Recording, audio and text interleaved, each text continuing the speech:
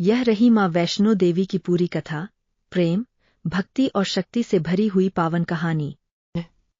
माँ वैष्णो देवी की कथा। बहुत समय पहले, त्रेता युग में जब पृथ्वी पर पाप बढ़ने लगा था, तब देवताओं ने भगवान विष्णु से प्रार्थना की कि वे अधर्म का नाश करें और धर्म की रक्षा करें। उसी समय भगवान विष्णु की आज्ञा से उनकी शक्ति ने मानव रूप में जन्म लिया। यही थी माँ वैष्णो देवी। माता का जन्म।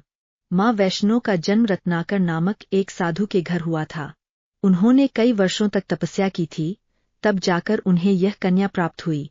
जन्म के समय एक आकाशवाणी हुई, यह बालिका कोई साधारण नहीं, स्वयं माँ भगवती की अवतार है। यह तीनों शक्तियों, महाकाली, महासरस्वती और महालक्ष्मी का संगम है।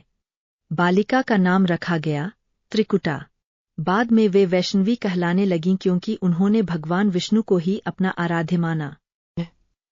माँ की तपस्या और उद्देश्य। त्रिकुटा बाल्यावस्था से ही ईश्वर भक्ति में लीन रहती थीं। उन्होंने कठोर तपस्या की और प्रतिज्ञा ली कि वे तभी विवाह करेंगी जब भगवान विष्णु स्वयं नर रूप में आएंगे। भगवान विष्णु ने उन्हें वर दिया, कलियुग के अंत में मैं कल्कि रूप में आऊंगा, तब हमारा मिलन होगा। तब तक त्रिकुटा ने यह प्रण लिया कि वे मानवता की सेवा और धर्म की रक्षा करेंगी। भैरवनाथ की परीक्षा। समय बीतता गया। एक दिन भैरवनाथ नामक तांत्रिक ने माँ वैष्णो का तेज देखा और उन्हें साधारण स्त्री समझकर उनके पीछे पड़ गया। माँ ने उसे समझाया कि वह भक्ति करे, लेकिन भैरवनाथ अपनी शक्ति के अहंकार में अंधा था। माँ त्रिकुटा जंगलों, नदियों और पहाड़ों के रास्तों से होती हुई त्रिकुट पर्वत की ओर चली गईं, जहां आज वैष्णो देवी का धाम है। वहां उन्होंने गुफा में ध्यान लगाया। भैरवनाथ उनका पीछा करता हुआ वहां पहुंच गया। माँ का क्रोध और भैरव का अंत। जब भैरवनाथ ने सीमा लांघ दी, तब माँ ने महाकाली का रूप धारण कर लिया और अपने त्रिशूल से उसका सिर काट दिया।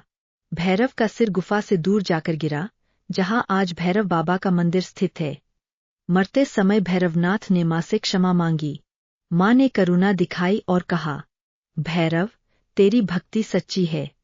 मेरे दर्शन तब तक अधूरे रहेंगे जब तक मेरे भक्त तेरे दर्शन करेंगे। इसलिए आज भी वैष्णो देवी के दर्शन के बाद भैरव बाबा के दर्शन अनिवार्य माने जाते हैं। 3 पिंडियों का रहस्य। गुफा में आज जो 3 पिंडियां हैं, 1 महालक्ष्मी, 2 महाकाली, 3 महासरस्वती, वो तीनों मिलकर माँ वैष्णो देवी के त्रिगुणात्मक स्वरूप का प्रतीक है। यहाँ कोई मूर्ति नहीं, बल्कि शक्ति स्वयं शिला रूप में विराजमान है। माँ वैष्णो देवी की महिमा। कहते हैं कि माँ अपने सच्चे भक्तों की हर पुकार सुनती है। जो श्रद्धा और विश्वास से बुलाता है, उसे माँ स्वयं बुलावा देती है।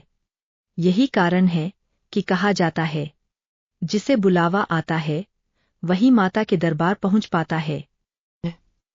माँ का आशीर्वाद। माँ वैष्णो देवी भक्तों को साहस, शक्ति, धन और ज्ञान का वरदान देती है। उनकी कृपा से असंभव भी संभव हो जाता है।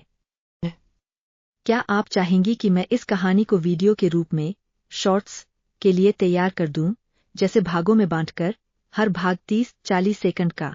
इससे आप इसे सुंदर आवाज और विजुअल्स के साथ वीडियो बना सकती है।